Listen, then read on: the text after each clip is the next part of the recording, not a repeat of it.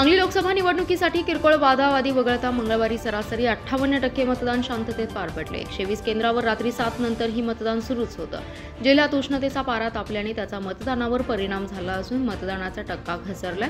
जिल्ह्यातील 56 मतदान केंद्रावर मतदान यंत्रात तांत्रिक बिघाड निर्माण झाल्याने काही काळ मतदान प्रक्रिया थांबली, मात्र पर्यायी व्यवस्था करून मतदानाची प्रक्रिया पुन्हा सुरू करण्यात आली आहे। वडिया रायबाग येथे मतदानाचा व्हिडिओ केल्याने एकावर गुन्हा दाखल करण्यात आलाय। दरम्यान भाजपचे उमेदवार खासदार संजय काका पाटील, अपक्ष विशाल पाटील, महाविकास आघाडीचे चंद्रहार पाटील यांच्यासह 20 जणांचं भवितव्य मतदान यंत्रात बंद झालंय।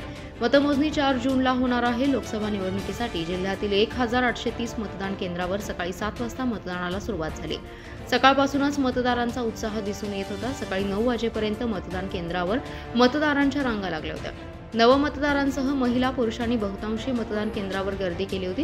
ग्रामीण भागापेक्षा शहरी भागातील मतदान केंद्रावर मोठ्या प्रमाणात रांगा दिसून आल्या।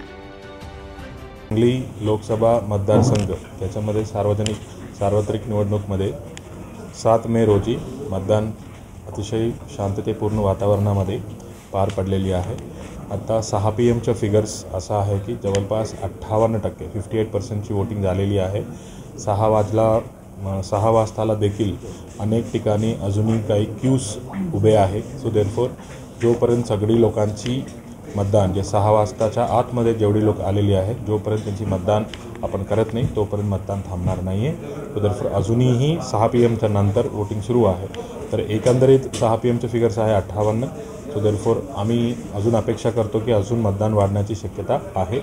तर मी याद्वारे सर्व या सार्वत्रिक निवडणुकामध्ये सगळ्यांनी मोठ्या प्रमाणात सहभाग होऊन आपला मत नोंद केलेली आहे। त्याच्यासाठी मी सर्व सांगली पार्लमेंटरी कॉन्स्टिट्युएन्सीच्या सर्व मतदारांना आणि त्याचबरोबर त्याच्यासाठी काम केलेले सर्व विभागीय यंत्रणाला आणि त्याचबरोबर सर्व मीडिया बांधवांना मी आभार व्यक्त करतो।